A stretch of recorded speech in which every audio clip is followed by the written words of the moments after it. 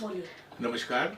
French Hindi channel की तरफ से मैं जोगिंदर कुमार, श्री विजय मेहता जी के ऑफिस में आज हमें आने का, इनसे मिलने का, इनसे बातचीत करने का मौका मिला। मेहता जी, आपका बहुत बहुत धन्यवाद, आपने हमें टाइम दिया। Mehta ji overseas friends of BJP Europe और यूके के कन्वीनर हैं और ये हमारे कई बार इनसे मिलने का मौका मिला। तो आज इससे जानने की कोशिश करेंगे कि ओवरसीज फ्रेंड्स ऑफ बीजेपी का इंडियन डायस्पोरा जो विदेश में रहता है, उसका क्या रोल है हमारे इसमें ओवरसीज फ्रेंड्स ऑफ बीजेपी का। बहुत बहुत धन्यवाद जोगिंदर जी। आपसे पेरिस में तो कई बार मिले और आप हमारे ऑफिस में आए हैं, थैंक यू सो मच। और ये भी बड़ी अच्छी बात है कि आज फ्रांस में हिंदी चैनल का आपने आगाज़ किया है और मुझे लगता है कि धीरे धीरे फ्रांस में जो भारतीय हैं और जो हिंदी भाषी हैं उनको अपने देश के बारे में पूरी जानकारी इस चैनल के थ्रू मिलेगी और धीरे धीरे आप शायद फ्रांस के बाहर भी और जगहों पर भी आप इसका विस्तार करते रहेंगे। तो आपको तो मालूम ही है कि इंडिया से बहुत ज़्यादा भारतीय पिछले 40-50 साल में विदेश के बहुत सारे देशों में अब रहते हैं, वहाँ के नागरिक हैं, वहाँ की भाषा बोलते हैं, वहाँ पे रह के उन्होंने बच्चों की पढ़ाई करवाई है, बच्चों के करियर बने हैं और बहुत पैसा बनाया, खुशहाली पूरी वहाँ पर उन्होंने एक नाम पैदा किया है। आज मैं दुनिया में जहाँ जहाँ जाता हूँ, मैं आपको, आपके दर्शकों को ये बताना चाहता हूँ कि हमारे भारतीय भाइयों ने, बहनों ने एक एक कंट्री के अंदर अपना सिक्का जमाया हुआ और ये जो चीज़ है इसका वहाँ के जो लोकल लोग हैं उनके अंदर भी इंडिया की रिस्पेक्ट बढ़ाने में ये कामयाब है, क्योंकि भारतीयों ने कभी भी किसी देश की राजनीति में, लोकल राजनीति में उन्होंने कोई उसमें इंटरफेरेंस नहीं किया, उसमें पार्टिसिपेट नहीं किया। सभी लोकल लॉज उन्होंने फॉलो किए और वहाँ पे जहाँ पे उन्होंने काम किया वो पूरी मेहनत, लगन और ईमानदारी के साथ किया। और ये डायरेक्टली और इनडायरेक्टली आज आप चाहे यूरोप देख लें, चाहे यूके देख लें, चाहे अमेरिका देख लें या और दुनिया के अफ्रीका देख लें, इन सभी देशों के अंदर जितने भी भारतीय हैं वो बहुत बढ़िया पोजीशंस में हैं। मेरे ख्याल में जितने इंडियन रेस्टोरेंट्स हैं वो तो है ही भारतीयों के पास, और उसके अलावा भी जो प्रोफेशनल्स हैं आईटी सेक्टर में उन्होंने बहुत बड़ी कंट्रीब्यूशन की है। उसके अलावा जो वहाँ के लोकल इंडस्ट्रियलिस्ट हैं, टेक्सटाइल के बिजनेस में हैं, मतलब भारतीयों ने कमाल कर दिया जी।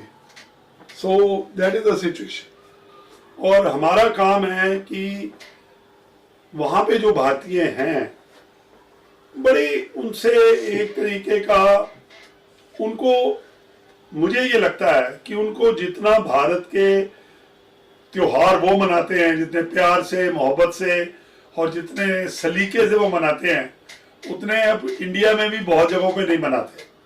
तो उनका जो इंडिया से लगाव था उसका एक प्लेटफॉर्म चाहिए था। वैसे तो सभी लोगों ने अपने अपने यहाँ बहुत सारी इंडियन रेजिडेंट एसोसिएशन बनाई हुई हैं, पर एक जो पॉलिटिकल प्लेटफॉर्म था जिसके अंदर वो अपने देश की पॉलिटिकल प्रोसेस के अंदर अपने व्यूज रख के और उस तरीके से अपनी डिस्कशन कर पाए, वो शायद एक प्लेटफॉर्म मिसिंग था। तो जो ओवरसीज फ्रेंड्स ऑफ बीजेपी है उसने इन सभी लोगों को इकट्ठा करने का काम किया। और जब से मोदी जी आए हैं 2014 में, जब श्री नरेंद्र मोदी इस देश के प्रधानमंत्री बने, तो उन्होंने इस बात का एक पॉलिसी डिसीजन लिया कि हमें भारत के जो प्रवासी भारतीय हैं जो दुनिया में अलग अलग देशों में बटे हुए हैं और बसे हुए हैं, उनको अपनी कंट्री के साथ और अच्छे तरीके से जोड़ना है। और यही हमारा प्रयास है कि वो लोग जो बीजेपी के समर्थक हैं, जो नरेंद्र मोदी की जो पॉलिसीज हैं उनके साथ अपना उनका पॉलिटिकल एग्रीमेंट है, वो सभी लोग जो है वो इकट्ठे होकर और मोदी जी की पॉलिसीज का अपने रहने वाली कंट्री के अंदर प्रचार करें, वहाँ के लोकल मीडिया को बताएं, वहाँ के लोकल राजनीतिक लोगों को बताएं, एक ब्रेनस्टॉर्मिंग हो। क्योंकि बड़ी देर से ये बात देखी जा रही थी कि इंडिया के बारे में काफी तरीके की गलत बातें वेस्टर्न मीडिया के प्रचार में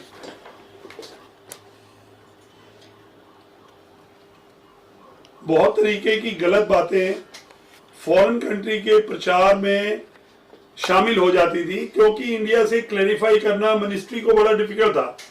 अब हमारे जो अपने इंडियन डायस्पोरा हैं वो आज भारत के एम्बेसडर बनके, भारत के रिप्रेजेंटेटिव बनके ये वाला काम कर रहे हैं और इससे हमारी इमेज पूरे वर्ल्ड में बहुत स्ट्रांग हुई है। धन्यवाद विजय जी। जब हम लोग बाहर चले गए, बाहर हम बस गए, तो लेकिन फिर भी हमारा जो प्यार लगाव, क्योंकि हमारी मातृभूमि है, हमारी भारत माता है, तो इससे हमेशा रहता है। तो हम चाहते हैं कि हम भी और हमारे आने वाली जनरेशन्स भी भारत के साथ जुड़ी रहें। तो वहाँ ठीक है, लेकिन हमें कुछ समस्याएं भी हैं जो हम आपके सामने रखना चाहते हैं, जिसका मतलब मैं आपके बारे में पूछना चाहता हूँ। सबसे बड़ी समस्या तो है यहाँ पे जो हमारी जो प्रॉपर्टी है, जो हम वहाँ पे पैसे कमाते हैं, यहाँ पे निवेश करते हैं, तो हम तो यहाँ पे रह नहीं पाते हैं। तो उसके बाद कई तो प्रॉपर्टीज को ऑक्यूपाई किया हुआ है, कुछ कोर्ट्स में केसेस हैं, और फिर जब हम आते हैं यहाँ पे तो लोग कोशिश करते हैं कि हमारे ऊपर कोई केस डाल दें ताकि हम वहाँ पे ब्लॉक हो जाएं। तो फिर हमने डेस्परेटली डो करके उसको एग्रीमेंट करके, क्योंकि हम तो वहाँ पे अपना हमारा बीवी बच्चे सारा कारोबार सब वहीं पे है, तो वहाँ पे जाना है। तो ये इस टाइप की मुश्किलें आती हैं जो मेन मुश्किलें हैं। बाकी जो डिवोर्स के इश्यूज हैं, जो बच्चों के इशू हैं, अडॉप्शन के इश्यूज हैं, और ये सब के लिए मैं जानना चाहता हूँ यहाँ पे इंडिया में कोई प्लेटफॉर्म है जिसको हम जा सकें, जो स्पेशली हमारे लिए हो, जो हमारी हेल्प कर सके, जो जल्दी तरह से फटाफट काम हो सके। देखिए, एक तो चीज यह है कि पहली बार इंडिया में मिनिस्ट्री फॉर ओवरसीज इंडियन बनी है। अब ये जो आपकी सोशल प्रॉब्लम्स हैं, इनको हैंडल करने का गवर्नमेंट के पास में प्लेटफॉर्म कोई स्पेशली क्रिएटेड प्लेटफॉर्म नहीं है। ये प्लेटफॉर्म वही हैं जो एक इंडियन को अवेलेबल है। जैसे आपका प्रॉपर्टी डिस्प्यूट है तो वो इंडियन कोर्ट्स में सेटल होगा। उसके अलावा जो डिवोर्स के मामले हैं, जो सोशल प्रॉब्लम्स हैं, उनके लिए अगेन इंडिया के अंदर जैसे जो महिलाएं हैं जिनका डिवोर्स हुआ और उनको प्रताड़ित किया गया, उनके लिए यहाँ पर एक महिला कमीशन बना हुआ है। वो उनकी कॉज को इमीडिएटली टेकअप करते हैं। और अभी इस समय जो गवर्नमेंट है वो ये सोशल अब्यूज के मामलों में बहुत सेंसिटिव है। तो मैं यही अपने जो ओवरसीज इंडियंस हैं उनको ये कहना चाहूँगा कि वो पहली बात तो यह है कि गलती ना करें, क्योंकि गलती ना करें मतलब जब आप प्रॉपर्टी का काम कर रहे हैं तो कोशिश आप यही करिए कि बेस्ट ऑफ लॉयर्स एंगेज करिए, और जहाँ पे प्रॉपर्टी ले वहाँ पे आपका कोई भाई बंधु ऐसा जरूर रहे। जिस तरीके से आप फॉरेन कंट्री के अंदर देखते हैं मेंटेनेंस एजेंसीज होती हैं और लॉयर्स होते हैं और आते जाते रहे। क्योंकि ये जो आपने मुझे प्रॉब्लम बताई है, मेरे हिसाब से ये प्रॉब्लम गांव और छोटे शहरों में ज़्यादा है, बड़े शहरों में ये शायद प्रॉब्लम इतनी ज़्यादा नहीं है। और जो सोशल अब्यूज़ के केसेस हैं उनके लिए जो मैंने प्लेटफॉर्म बताया वहाँ पे जाना चाहिए।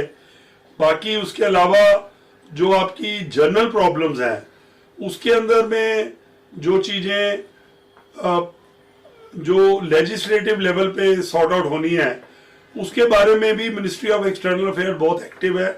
और अगर कोई इस तरीके का आपका एक कंबाइंड प्रॉब्लम आती है तो उसमें आप हमें भेज सकते हैं, हम उसको रेलेवेंट प्लेटफॉर्म के ऊपर फॉरवर्ड करके और कोशिश करेंगे कि आप लोगों की जो मुश्किल है वो थोड़ी कम हो, लेकिन पर्सनल मामलों में गवर्नमेंट ज़्यादा हेल्प नहीं कर पाएगी। ये मैं just wanted to inform everyone. Sir share करना चाहें हमारे दर्शकों के साथ। रोमानिया बड़ी सुंदर कंट्री है, और जिसे पहले ये ईस्टर्न यूरोप बोलते थे, अब सेंट्रल यूरोप बोलते हैं। एंड मेरे ख्याल में इसकी पॉपुलेशन भी बहुत ज़्यादा है जो यूरोपियन कंट्री के हिसाब से। इसमें इंडियन कंपनीज ने फार्मास्यूटिकल फील्ड में इन्वेस्ट किया है। फिल्म की शूटिंग्स के लिए बहुत सारी शूटिंग रोमानिया में होती है। Compare to the developed side of Europe, जैसे आप फ्रांस है या वो, यहाँ का कॉस्ट स्ट्रक्चर कम है, और एक एजुकेशन के फील्ड के लिए भी अच्छे हैं। फिर ये डिफेंस और कैपिटल इक्विपमेंट बनाते हैं। फिर वाइन इनकी बहुत पॉपुलर है। मीट प्रोडक्ट्स ये पूरे यूरोप के अंदर बेचते हैं, और ओवरऑल इनका ट्रेड और इंडिया का ट्रेड अब बढ़ रहा है। तो अब धीरे धीरे रोमानिया के सिटीजन्स भी इंडिया में अपना, India being a big market, तो वो भी अपने प्रोडक्ट्स बना के इंडिया में आ रहे हैं और बेचने की कोशिश कर रहे हैं। तो मेहता जी, आप इन्वेस्टर बैंकर हैं, आजकल की मार्केट जो है इनका कुछ ऊपर नीचे चल रहा है, थोड़ा आपसे पूछना चाहता था, जो क्रिप्टो करेंसी है स्पेशली बिटकॉइन और वो, इसका क्या प्रोस्पेक्ट है? इसमें इन्वेस्ट करना चाहिए या पैसे निकाल देने चाहिए या और इन्वेस्ट करने चाहिए या कैसे करना चाहिए, उसके बारे में क्योंकि एक्सपर्ट हैं तो हमारे लोगों को जानने में इच्छा होगी कि अभी आप क्या उसको एडवाइस क्या करेंगे। देखिए, मैं क्रिप्टो करेंसी का तो एक्सपर्ट नहीं हूँ, लेकिन मैं आपको ये बता सकता हूँ कि अभी अभी जो इंडिया में बजट दिया गया, प्रेजेंट किया गया है, वो बजट में फाइनेंस मिनिस्टर ने ये अनाउंस किया है कि बड़ी जल्दी इंडिया क्रिप्टो करेंसी के लिए एक लॉ बनाने वाला है, और रिजर्व बैंक ऑफ इंडिया ने को ये जिम्मेवारी दी गई है, और क्रिप्टो करेंसी में जो भी प्रॉफिट और लॉस प्रॉफिट होगा इंडिया के अंदर, वो टैक्सेबल होगा according to the Indian laws.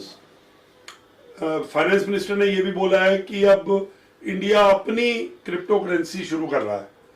तो मुझे लगता है कि जब इंडिया अपनी क्रिप्टो करेंसी शुरू करेगा तो उस समय फिर बाकी देशों की क्रिप्टो करेंसी यहाँ पर शायद कम डील होगी, और Indians will deal into the Indian crypto currency. तो बाकी अब पूरी दुनिया में ये चल रही है, और जो लोग हैं उन्होंने काफ़ी इसमें पैसा भी बनाया है, लेकिन अभी इसकी वाइड एक्सेप्टेंस हुई नहीं। तो इंडिया में भी कोई 1 मिलियन लोग हैं जो क्रिप्टो करेंसी में इन्वेस्ट कर रहे हैं। तो I wish them all the best. धन्यवाद मेहता जी, आपसे मिलके हमें काफ़ी जानकारी हुई। Jugendra Kumar, new Delhi. Thank you.